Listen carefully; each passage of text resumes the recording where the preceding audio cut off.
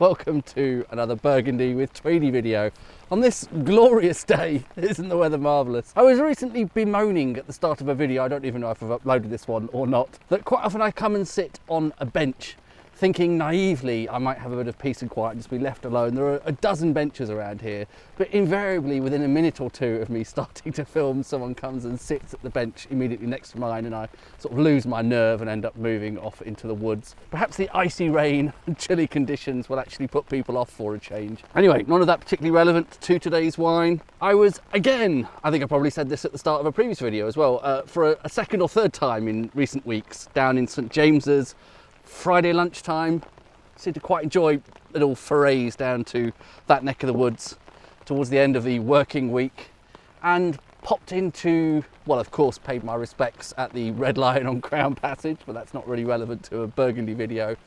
Popped into Barry Brothers and Rudd again, because I seem to remember the previous time finding some interesting bottles in there, and I seem to be a bit disorganised about putting in an actual order online for Burgundy recently. My shelves in my cellar are a bit bare. So this is what I've come up with. It is their own label, Gevrey Chambertin, which is made for them, if I recall correctly, by Rossignol Trapet, producer I quite like. And this is the 2022 vintage.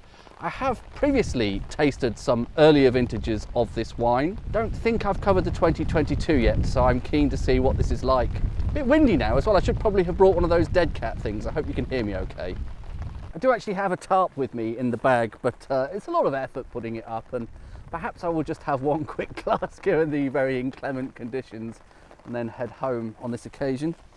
This is unfortunately something of a two-handed exercise, opening a bottle of wine, isn't it? And I have one hand engaged, holding my my brolly, trusty old Tweedy umbrella. I made a short film about buying this umbrella. Perhaps I'll put a link to that in. If you want some pointless diversion, have a couple of minutes to kill. It's got some jaunty music. It has some jaunty music. Can't seem to get the words out. Perhaps it's these challenging conditions. So this is my compromise, attempting to just sort of nestle the umbrella in place, thus, and then I have two hands, slippy bottle. I'm a bit concerned this could all go very badly awry. Perhaps sorry, you're probably hearing all sorts of horrible clinky noises, and you've got wind noise to contend with. Videographically speaking, this is not going to be my finest hour. But if any of you have been following along with Burgundy with Tweedy in the hope of any kind of videographic attainment, you'll already have been bitterly disappointed by now. I seem to be making a rather cack-handed job of this, but you know, as I say, it's raining, trying to hold an umbrella.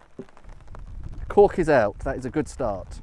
This would have been easier under a tarp, wouldn't it? I'd have had my hands free and wouldn't be getting wet tweed trousers because the umbrella doesn't perfectly cover all of me, but hey ho, I'll just crack on. I'm a professional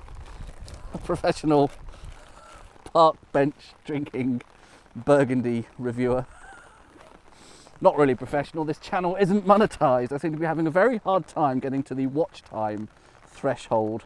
I was devising strategies earlier to try and get it up to the 4,000 hours watch time. I don't really want to subject the general public to 4,000 hours of watching me drink wine on park benches and at the bases of various trees. God, terrible, terrible babble. Here we go. Right, well, that's quite a dark, deep colour, isn't it? I have said it's a 2022 vintage, haven't I? That's a bit of a running theme with that year, isn't it? They quite often do show up a bit dark, but I like this version of dark. It's not jammy dark usually, but perhaps I should not count my chickens. First hint on the nose there, sort of berry fruitish. Probably I'm going to veer towards dark berry fruit given the colour. Is that actually particularly dark? Maybe it's just the challenging lighting, I don't know. It's always challenging lighting, isn't it? I'm going to run out of the license to use that excuse at some point. There's a richness to it already without giving that a swirl, and even on the nose I get this little slight sense of richness to that berry fruit. So they've been made into a sort of coulis or something. They've been somehow condensed. Don't want to say turned into jam because that's always bad, isn't it, in Burgundy terms. Yeah, slight sort of richness. And is there almost a dusting of cocoa or something? Something else around the edge which is quite appealing. Not sure I can actually swirl very well with my left hand. That's bizarre, isn't it? Isn't that strange? I just never tried it before, but I'm a very, very right-handed person. All right. And more of the same after a swirl. Perhaps a bit of blackberry, perhaps a bit of blackcurrant. Again, I am tempted to say something like cocoa powder. Something rich, deep, dark, chocolatey, along with that berry fruit. I think we are talking, yeah, dark berry, blackberry, blackcurrant. There might be a bit of black cherry in there as well. It's pretty much dark fruits there, but all quite rich and deep and nice. I like that. That's kind of promising.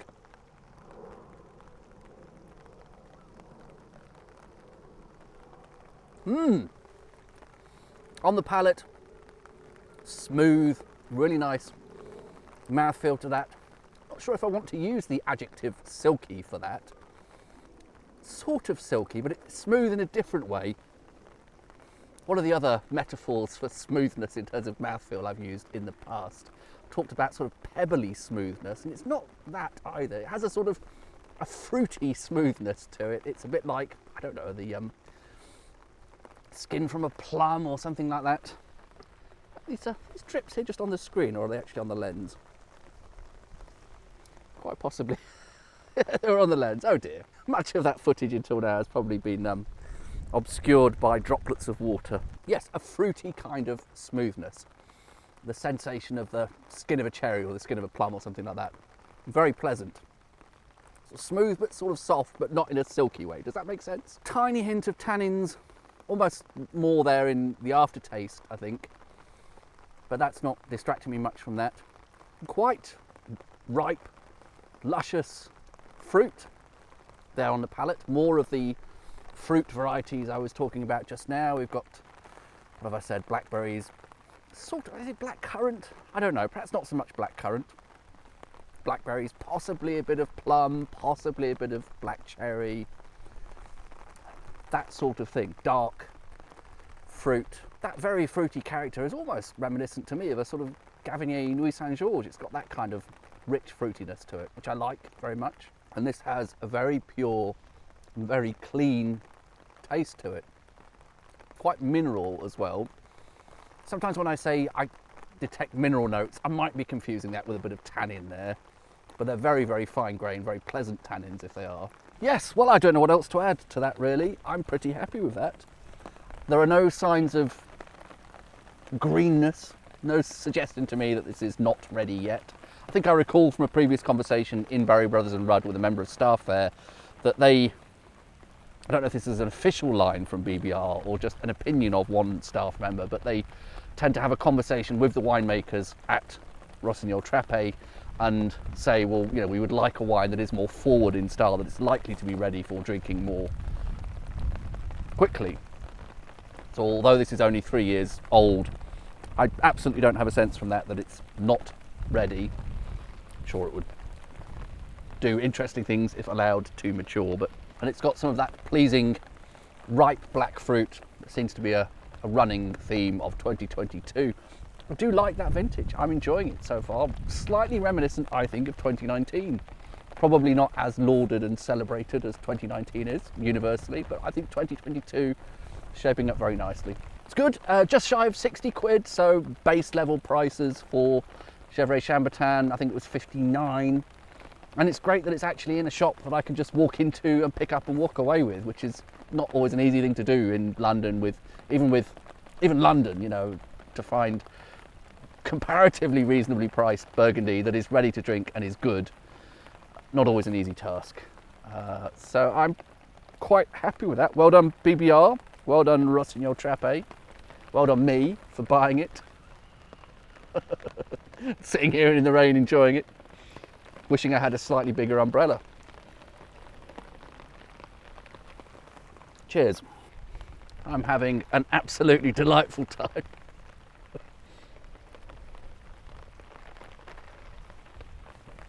wonder what the actual temperature is. It does feel a little bit chilly. My phone says it's 7 degrees. That's fine, isn't it? Sort of what I like to think of as malfunctioning fridge temperature. Not too bad.